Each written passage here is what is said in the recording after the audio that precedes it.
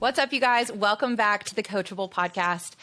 You're in for a treat this week because we have none other than Chris Gronkowski, the middle of the 5 Gronkowski brothers, and he is best known for his time in professional sports, in the NFL, with the Dallas Cowboys, the Indianapolis Colts, and the Denver Broncos, and he is not just an ex-athlete.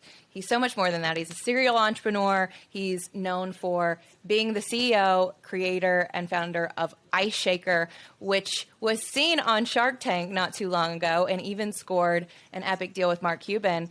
Congratulations on all your success, Chris, and just thank you for being here and spending some time with us, sharing your secrets for how do we achieve the level of success you've been able to do. But just welcome to the show. Hey, thanks so much for having me. Yeah, I'm excited to be here.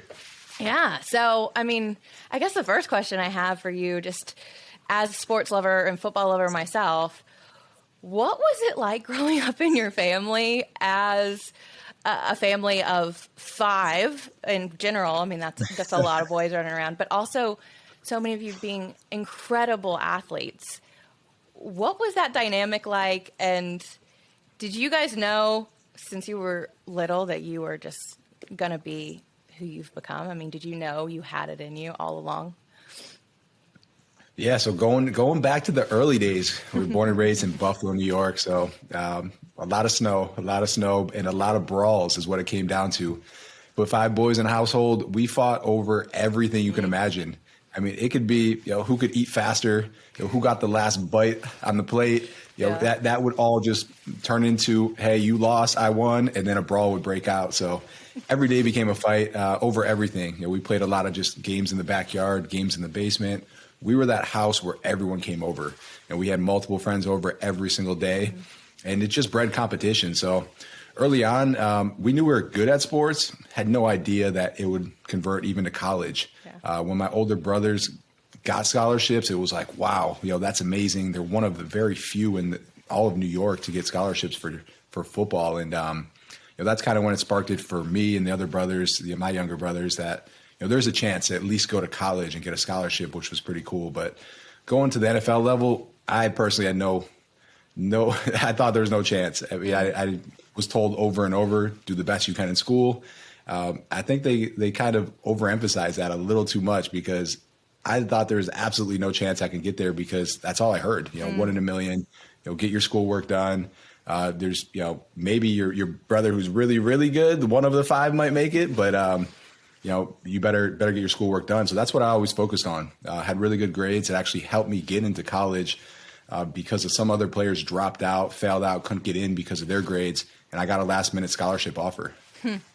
Wow. I mean, that call to get the scholarship, say, actually your dream's going to come true, had to be a big deal. And you've had, I imagine, several moments in your career like that, where you're getting that opportunity to do what you love. And you've done that in sports, but also now in business. What has been your biggest accomplishment of all the things that you do? What are you most proud of that you've been able to achieve so far? Yeah, first was for sure make it to the NFL. Went undrafted to the Dallas Cowboys. I got there, was told from day one that an undrafted player hadn't made the roster in 10 years. Ended up making the roster that year as an undrafted free agent rookie. Playing in the NFL, ended up getting 4 credited seasons, which it gave me retirement. Yeah. Gave me pension, retirement, gave me all these benefits, and that was huge. So definitely from an athletic side, massive accomplishment. Yeah. Now what I consider success now is, when my team wins. That's kind of my big accomplishments now is as a team with the business now, when we hit our goals every year, that's like our big win. We hit all of our goals for 2021. Everyone gets super excited. They hit their bonus dollars, all that, and it's huge. That's kind of my big accomplishments now is just building a team and the team winning every year. Yeah, I mean that synergy to being on a team or creating a team where there is that connection, the collaboration, you can feed off of each other. There's that energy and inspiration, motivation every day to get up and do the work, whatever that work might be. What are the biggest challenges that you faced as a business owner, building a team, but also just in your career in general? Like, have you been on teams where that synergy like didn't exist? And if so, how did that play out? Like, how did that impact performance? Yeah, I mean, in the football world, definitely. I was on some of the most talented teams that we didn't win with. My rookie year, I was on a Dallas Cowboys team that they were predicting to win the Super Bowl. We started 1-7. So the team dynamic just wasn't there. The talent was there. Yeah. The leadership, the team dynamic just wasn't there. Same with business. I would say the same thing. My first 4 years in business, I didn't focus on the team. I was super competitive. Coming out of the NFL, I'm competing in everything I do. Yeah. And I wanted to do everything myself. So I tried to take on everything. I was working probably over 100 hours a week, thought I was doing the right thing, and realized at the end of the day, after 4 years, after talking to mentors, after talking to people that have been there, done that, that I was just hurting myself. I was actually holding the team back because I was trying to do everything myself instead of giving them responsibilities and making them a part of the team. So wow. I saw it from both sides. Yeah. And building a team is essential. I so relate to that because and I'm curious what you think about this. When I was younger, I didn't play at the collegiate level. I could have. I decided not to. I played all types of sports, but ultimately my sport of choice was softball, and I was a pitcher. And as a kid that started playing sports at 5 years old, and I started to pitch around 10 or 11, I learned and started to adopt this mentality that leadership was synonymous or was associated with control, because I felt like I was in control of the game because I touched the ball every play, and I was involved. I wanted to be involved in everything on the field. And somewhere along the way, as I started to build my own business and got into relationships and all of that, I started to notice this correlation between needing to control and needing to be involved in everything, and thinking that was me leading. And what I realized is I actually had developed this complex of not being able to trust anybody, that I only trusted myself to lead the game, to lead the team, to whatever. And I didn't know how to lean on other people and rely on other people who were really critical parts of the whole team and the success of the team. I'm curious, like, what you think about that and how it relates to giving up the reins, surrendering some of those tasks in your business, and delegating when it feels like you just want to have your hand in every project and every piece of the business. Yeah, I was the exact same way. I felt like I was almost like, hey, I'm taking the responsibility off me and dumping it on someone else. Yeah. And I felt awful doing it. It was like I felt like I was, just putting all this additional work on people that, that I felt like I should be doing. So at first I had a lot of issues with it, but once I started doing it, the response was incredible. They felt like they were part of the team now. They were making decisions with me instead of, me just trying to do everything myself. So they now felt like they were a part of the company. And all of a sudden that team framework started coming in, and it just started going up, and we started really excelling. And then that's also kind of when it clicked. And I talked to some other people, my dad, who's been in business for 32 years, and just asked those same questions, what took you to that next level? And everyone had the same answer. It wasn't the product. They can compare my product to really everything else out there. The quality's the same, the function's the same. It was all about the team that you're building around it that takes you to that next level. So once I realized that, and I started delegating, and everyone started responding, and we started putting team goals in place that weren't just individual goals, but hey, your commission, your bonuses, everything's based on how the whole team does now, right, instead of just how you do. All of a sudden, everyone started working as a team, and we really grew a lot over the past year when we restructured it to be more of a teamwork kind of atmosphere instead of an individual. Yeah, because I think there's, you know what you can bring to the table. You know what you're capable of. And we assume like, oh, I'll take all the responsibility. It was like being the kid in school that was like, oh, I'll do the group project. And instead of like actually letting everybody participate. And that can and has been a challenge for me as well, and something I'm leaning into in my own business. There's also something to be said, I think, for having great mentors and coaches and people who can be that example for you and help you to see the blind spots that you might not see in your own life or business. Like, speak to that and the power of mentorship, coaches, investors, people now that have done what you want to do and you're learning from their experience. How has that shaped you?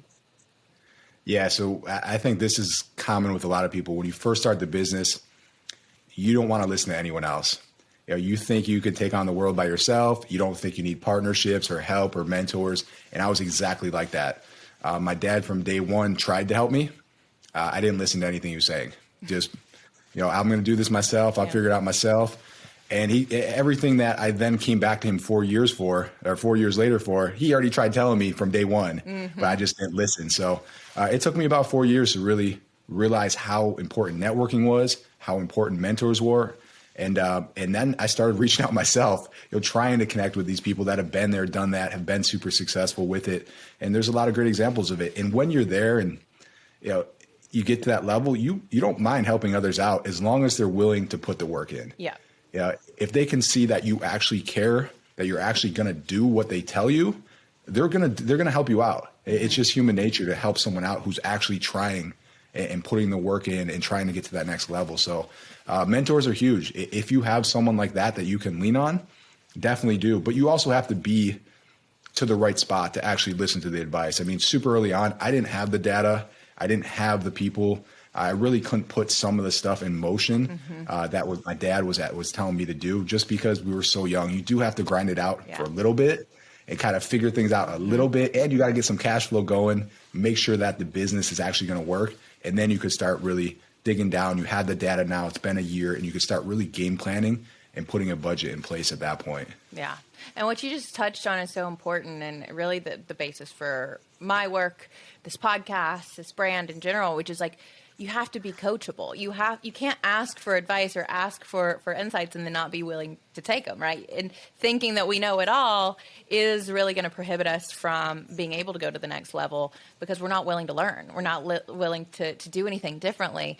And I think that's one of the huge pitfalls that so many people fall into, is kind of letting our ego get the best of us and not being a student again, and kind of allowing yourself to be a beginner and be a sponge and just absorb what you need to in order to get it off the ground.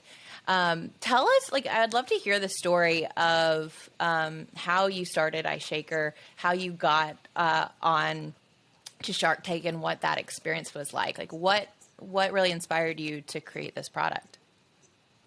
Yeah, Shark Tank was absolutely amazing. So I started the product for something that I was looking for myself. I was done with the NFL. I was going to the gym every day, sometimes twice a day. I was here in Texas. It's super hot. By the time I got there, the bottle was sweating. The ice was melting. I was taking a sip of it. It tasted awful. It was absorbing like the drink I had from the day before into the plastic. And went home that day, and it was kind of like one of those things where this sounds like a great idea. I haven't seen one before, but I'm sure there's a whole bunch of them online. So go to Amazon, I go to Google, and I'm looking for just an insulated bottle that I can actually, dump a powder into and mix it. And at that time, there was just nothing out there. So decided right then and there, hey, I'm going to make the best bottle that I can for myself that I could really use for everything. It wasn't just for the gym, but I wanted to bring it to work as a water bottle, then bring it to the gym, use it at home, use it by the pool, travel with it. I was just a simple guy. I'm like, I just want one cup. At the end of the day, I could wash it. I don't have 10 in the sink. And that was the goal. So started on this journey. Sounds super simple. Sounds like the easiest thing ever. Ends up being 20 prototypes later, going back and forth, and finally get this product probably about 8 months after I think of the idea. So 6 months into it, decide to try to get on ABC Shark Tank. And this all came about, and it was kind of game planned out actually, because I had an email almost 4 years previous in 2012 when I was with the Denver Broncos. My agent sent out an email just to all the players saying, hey, ABC Shark Tank is looking for any current or former NFL players. If you have an idea and you want to check it out, you want to try to get on the show, email this girl here. So 4.5 years later, I send the email back, And she simply responds with like, "Hey, sorry, I don't work there anymore." And I was like, "Yeah, that kind of makes sense that you're not there 4.5 years later." So follows up about 10 minutes later, connects me with the girl who took her spot. At that point, it was a video submission. And then after that, they liked it, they approved it. And then it was probably a couple months of just going back and forth. You know, they start with 40,000 submissions and they got to get it down to maybe about 100 actually record, maybe about 150. So it's a long process, and it definitely is done well. A lot of diligence, a lot of paperwork, and finally got to that day to record probably about 3 months later. Wow. So leading up to that, I imagine there's a lot of anticipation, almost like a game. Like you're preparing for this, like the game of your life. This is like the pitch of your life. You're going to be on national TV. The lights are shining in your face. Like, what's that moment like, and how? Because I want to talk about performing under pressure. Yeah. And how do you show up in those moments when everything's on the line, or it feels like it, and you get out there and you do what needs to get done, as opposed to crumbling under the weight of kind of that expectation or the pressure at the moment? Like, how did you manage that for yourself? Yeah, it's the same thing as in sports. You know, in football, you watch a lot of film, you prepare, you do everything you can, and that allows you to play fast. So in sports, or in football at least, you know, if you're thinking, you're not playing, and you're not able to play fast if you're thinking. So you have to know all the answers before the play even starts. In football, a guy can walk up to the line, he can blitz, you know, this guy can shift, and if you don't know the answer, you're frozen. Yeah. And that's the same way with pitching in business. They're going to throw stuff at you that you don't know, but if you're ready, if you're 100% confident, you're going to have the answer ready, and you're going to be able to show confidence even if you are a little shaky, because you're going to be nervous no matter what, you know, in big moments, because that's just human nature. But if you prepare, you're going to be ready for it. So I watched every single episode. I wrote down every question that the Sharks had ever asked, and I had an answer ready for it. Yeah. You know, Mr. Wonderful was up there. I was ready for the, hey, what's stopping me from making the Mr. Wonderful shaker? You know, really every hard question he ever had, I had it written down. I was ready for it. Yeah. Sometimes they throw out just crazy offers. And so I had written down exactly, you know, how far it would go with certain offers that they've done in the past. And I was ready for everything. So because of that, everyone asked me, like, weren't you nervous? And I was like, yeah, for sure I was nervous. And they're like, well, you look so confident. Like, you look so calm on stage. And you know, the reason for that was because I was super well prepared for it. Yeah, I hope you guys are listening, because that is so valuable and important. Is let's just like do your due diligence, do the work to be prepared for those moments. And, you know, that's part of that is knowing kind of the value of preparation, and also being willing to fall in love with that process, even when it doesn't feel sexy or glamorous or whatever. You know, what did you feel like there was ever a point where you resisted just doing the work, like the stuff that just has to get done to get where you need to be? And how do you work through that resistance when it does come up, where there's like, or for you, is it just like, yes, I know what I need to get done every day, you've just got it like nailed down, you've got your routines? Or do you still face some of that sometimes, where it's like, I'd rather not show up and get the workout in and do the thing that needs to get done? That's everyone, I would think. I mean, it doesn't matter how motivated you are, how much you love it. At some point, that's going to happen. And so for me, what I found is, especially as an entrepreneur, like, there's going to be stuff thrown at you every day where you're like, I was definitely not planning for this, had no clue it was coming, throws off your whole day. Yeah. So for me, what I do, and really to get things done, at least the top most important things that have to be done today, I put them on a calendar, and I schedule that time out during the day. And that's time where, you know, I can't be bothered. You know, if I have to get this done, if it's on my calendar, it's getting done no matter what today. So I have lists that I write out every day. They're ranked by importance. If it has to get done today, it's at the top.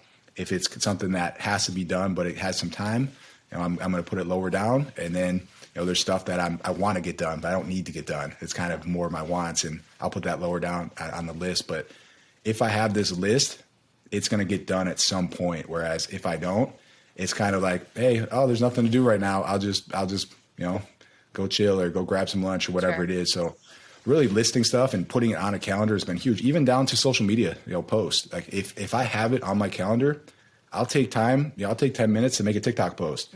If I don't have it on there, I might just not do it that day. I'll forget about it. I'll do something else. Someone else will call me. So really just scheduling it is what it comes down to. That will always get the job done, even when you don't want to do it. Yeah, that's helped me so much as well. I mean, the discipline goes out the door when I see my calendars wide open and free. So if I have things on the calendar and I know it's almost like I have to show up for this appointment, or like I have something that needs my attention, as opposed to not having it on the calendar. Yeah, out of sight, out of mind for me. So I completely relate to that. I think it just gives you a sense of urgency too.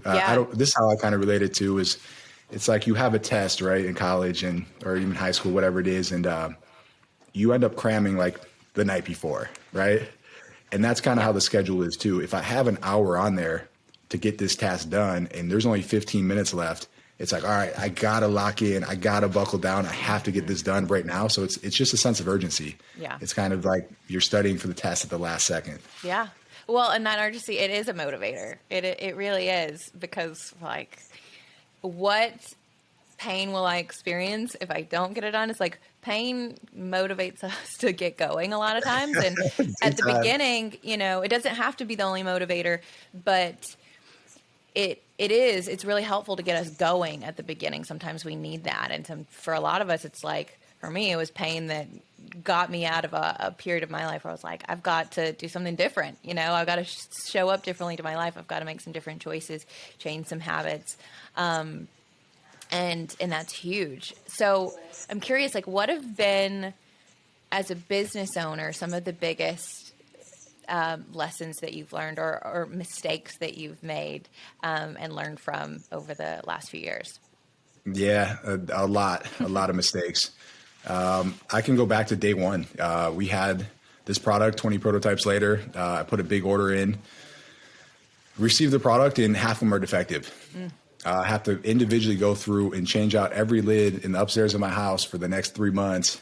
And, it was just a huge learning lesson right from day one. Hey, this has to be inspected. Third parties need to come in. Everything has to be perfect, double checked before it actually goes out.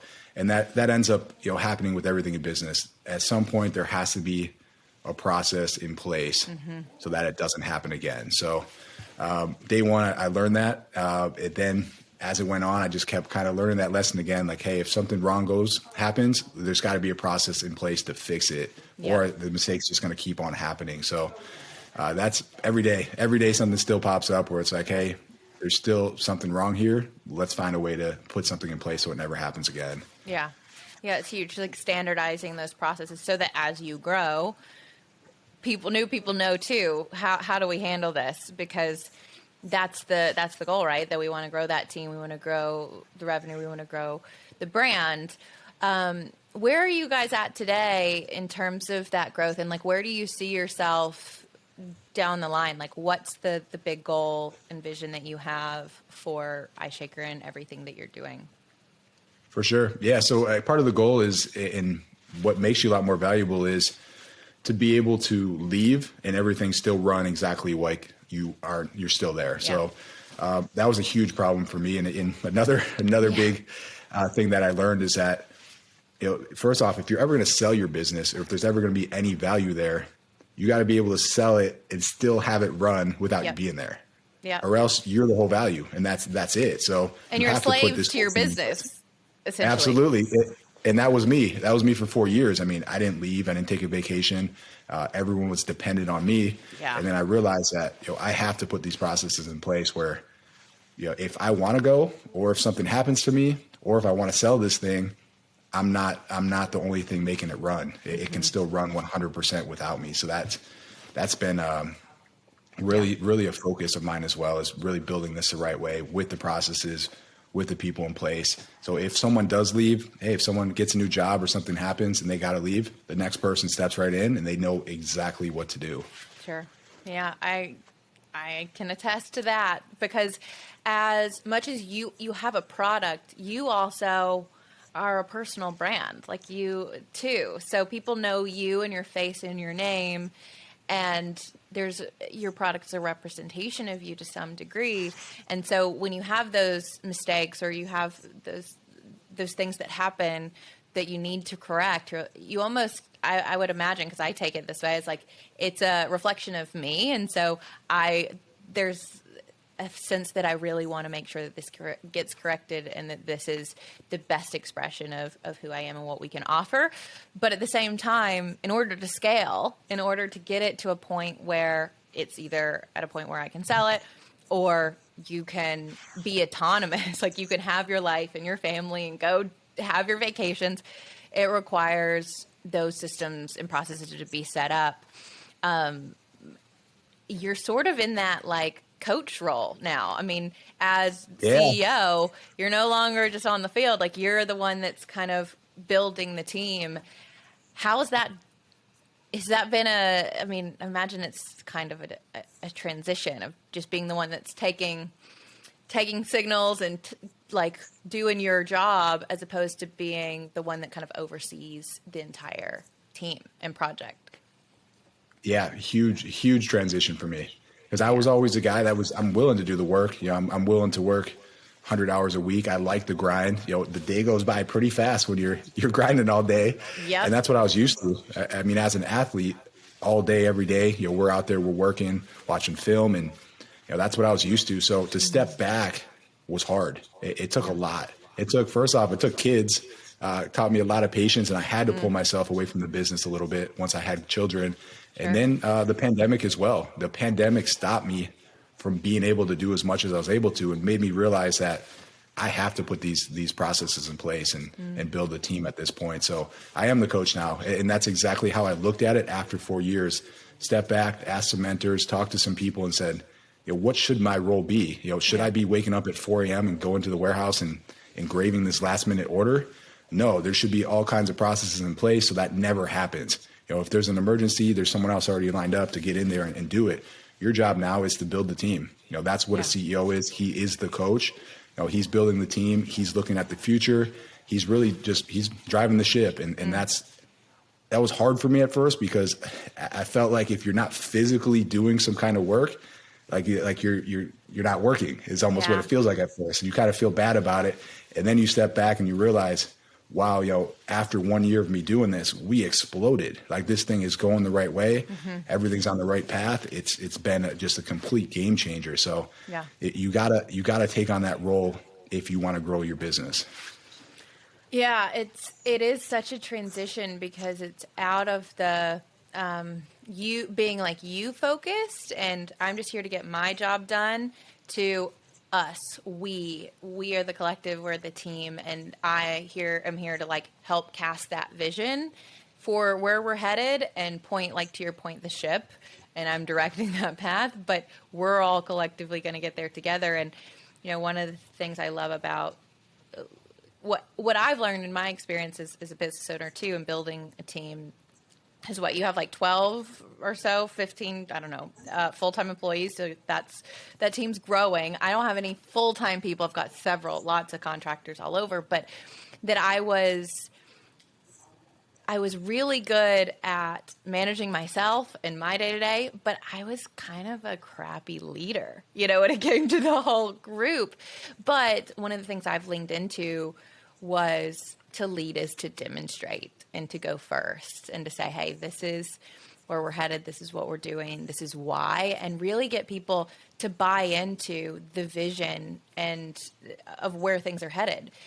Nick Saban, who I've grown up watching and obviously is head coach at Alabama, and where I grew up in Tuscaloosa, I am just so inspired and like intrigued by his like coaching ability to get people to buy into a culture.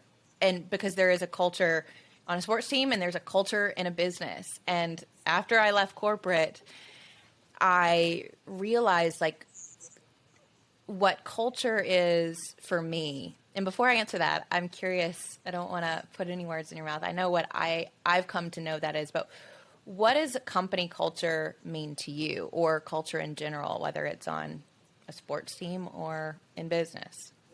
Yeah. So for me, it's when one person wins, everyone wins is what it comes down to. That's how I wanted to build the culture. And previous to this, when I first started, it wasn't like that. So for instance, my sales team would get a big order and it would be a custom engraved order. The engraving team would have to come in and, hey, work extra hours on a Friday or whatever it is. And the sales guy is pumped. He's super pumped about Sure. it. And then the fulfillment team is sitting there, pissed off. Yeah. And it was like, this culture doesn't make any sense to me. There's got to be a way to build it so that when one of us win, we all win. Everyone's Right. excited about it. I mean, that's how it has to be. So it bothered me so much to see that I had to find a way to change it. So we realigned everything. All the goals were set as a team after that. And now when a big order comes in, everyone's pumped up. Yeah. The fulfillment team's now calling the sales team like, how did you close that? That's amazing. I love this company we're working with. Get another big one in. Let's keep this thing going. So that's how I define culture is when one person wins, everyone wins on the team. And that's how it's got to be. That's how it is in the locker room. And you got to bring that same locker room feel into the business. Yeah. And I'm curious how you did that. Was it like through incentivizing or rewarding people? Like the sales guy doesn't just get rewarded, but the whole team does. And there's an incentive for all of us work together to make sure that happens. I mean, how did you bridge that gap? Because I would imagine I was always the salesperson, so I loved bringing in the orders. But there was always a back-end support operations team that was like, now we've got to fulfill this and make it happen. And the salesperson's like, I need it now, and I need it by this day, and I want to over-deliver. And operations people, y'all are just taking orders. Yep. And yeah, there's always a rush on it. There's always something little extra that the sales guy wants you to do for him too. So yeah, incentivize everything. Yeah. Went back to what my dad did. His whole business is pretty much based on incentives. Read a couple books. Gino Wickman has a good one on EOS systems. Okay. But finding a way to incentivize people with, it doesn't have to be anything crazy. Sometimes it's, hey, if we all hit our goals this month, it's a party, on Friday, or it's a half day off or whatever it is. So just find what makes people tick, and then that's kind of how we've tried to incentivize, and it's worked out really well. And sometimes it's hard to think of a way to do it. Sure. So you got to kind of get a little creative with it, but there is always some kind of performance metric that you can base it on, and people can hit their goals with. Because at the end of the day, no matter how much someone gets paid, it always feels better when you get paid because you performed and hit a goal, is what I've noticed. So you can pay someone the same exact amount, but half of it or 20% of it was a bonus because they hit a certain goal. They are so pumped about it, and they're so excited to come back to work and hit that goal again or beat that goal, versus someone that you just give them a flat salary and they actually made more money, but they were going to make it no matter what. There was no incentive for them. Is that true in football? Like if you score a touchdown, do you get a bonus? So not touch. Well, yeah, you can. You do have incentives in your contract. My brother just got his millie. He got his millie on the last game of the year, but amount of receptions and then amount of touchdowns, and then also the amount of yards you can base it on. Some guys have playoff bonuses as well. Cool. But as a player, you also, what they call it is what's the name of it now? But you do get paid per play as well. So if you get paid less than everyone else on the team, you actually get more per play. So there are incentives in there just to get on the playing field as well. Well, that's so interesting that even in sports, like those are some of the things that someone like me wouldn't know, but it's built into the contract to incentivize people. And yeah, that reward does feel so good when you hit that goal. For me, I think culture, whether it's in business, sports, I know in a corporate world before I started my business, like culture was, to me, it's like how it felt to work there. Like the culture might be an unspoken culture, but it's like, how does it feel to work for you? How does it feel to play for you? How does it feel to be on your team? And sometimes culture isn't what we think it is. We like to think we have an amazing culture, but then, there were people that were on our corporate team was like, actually, I don't feel like I matter at all. I don't feel like my voice has any power, that like I'm just a cog in the wheel.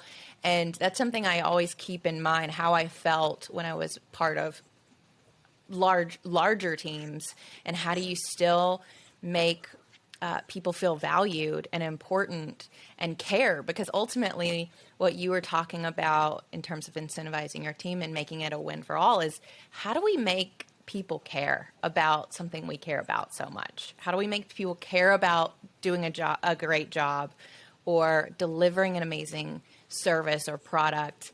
How to make people care? And I think that's what really good leaders do, is we make people care about the things that we care about. Absolutely. Yeah. The one thing I recently did as well to really bring it more in and make it more of a team was just like a monthly company newsletter. I did at the end of the year, kind of just updating everyone on what's going on, our big wins for the month, what we have coming, new products, new partnerships. And the response from it was huge. And it, people were excited about it, but then, they're calling up their family members like, hey, you got to see what we have coming next. Like, so that whole culture, I mean, I think it changed too, just by giving people more transparency. Sure. Like give them a little bit more of what's coming, and Yeah. they get super excited about it as well. So that's something that we started to implement for this year as well, was just, really keeping our full team up to date on what we have going on. And they definitely get excited about it. They see a future as well. They see us growing, and they're excited to be a part of it. Yeah, that's so key.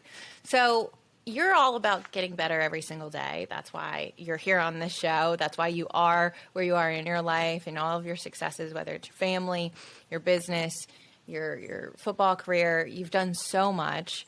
What can you give to our audience in terms of advice on how do we get better every single day? Do you have any tips on how you just 100%. make progress Absolutely. little by little?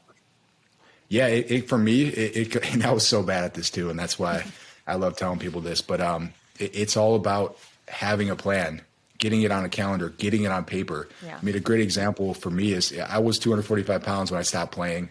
I lost over 30 pounds after I was done playing and got back to a normal weight for myself. But a lot of it came just by actually writing down what I was going to eat that day and having a game plan going into it. Because before that, I ate whenever I wanted to. I had to, just to keep weight. And after I was done playing, it just never stopped. So all day, every day I'd eat, I'd overeat. I had no idea how much I should eat. But then I put a plan in place, and all of a sudden within a year, I'm in great shape, look great. People are telling me I should go back to the NFL. And I'm like, no, I'm good. I'm just, I just look like I'm in shape now because I have a plan. But it's the same thing with everything. Yeah. Everything in business, in life, if you actually have a game plan and you write it down and you follow it, or you make adjustments because you have a game plan, you're going to get to that next level. Yeah. Yeah, I totally agree. I think, have you seen the new movie with Will Smith, King Richard? Not yet. Is it a good one? It's so good. It's about, so Will Smith is Venus and Serena's dad, Williams, their dad, and their story of how they got to where they are. And it's a fantastic movie, and it's good. It's family friendly. Highly recommend it. But one of the things he says in that movie, in their bedroom, because there were 5 girls, so similar to like your story growing up, 5 girls, they all slept in one bedroom. But he would always say, you fail to plan, then you plan to fail. So I love that like having a plan, having a game plan is going to set you up for success, because you go in knowing what needs to be done. You have prepared for it. It's on the calendar. Then you just got to get yourself to show up, right? And do the thing. And if you're not hitting your goal too, it allows you to know that you're not and to make adjustments. Yep. And that's same with business. I mean, that was huge. Yeah. That was one of the key things that people I talked to said as well. Once you put a forecast budget in place, you then are able to make adjustments. Yeah. And that's really what takes you to that next level as well, is just having that plan and executing on it. For sure. Yeah. Well, again, congratulations on your success. You've done amazing work so far. And for everybody who is like, I want to know more, I want to get involved, I want an ice shaker for myself, where can people find you? Where can they get the product? Tell us about how we can learn more. Absolutely. Yeah. Please check me out at Chris Gronkowski. Big on TikTok. Yeah. So we got to do a TikTok together, and big on Instagram as well, but really on every platform. Check out Ice Shaker at iceshaker.com. Cool. You guys go get it. Give it to your friends. Give it to your family members. This is like the one product you're just going to need one of them. As long as you have two hands and you can wash it. That's the Gronk way.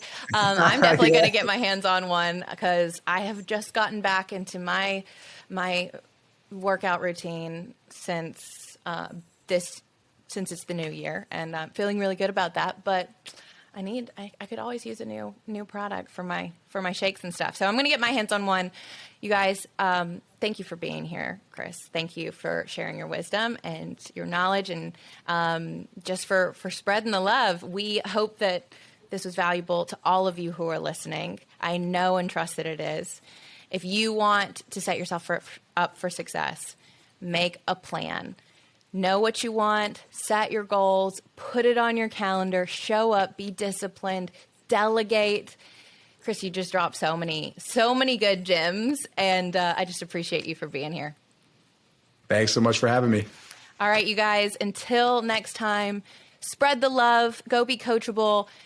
Tag Chris and I on Instagram, on TikTok. We'd love to get to know you, to know what your takeaways were, to see how you're using your ice shaker. Tag us, and go out and be coachable. Share this with somebody that you love. The best way that you can say thank you and help this show grow is to leave us a 5-star review, leave us a 5-star rating.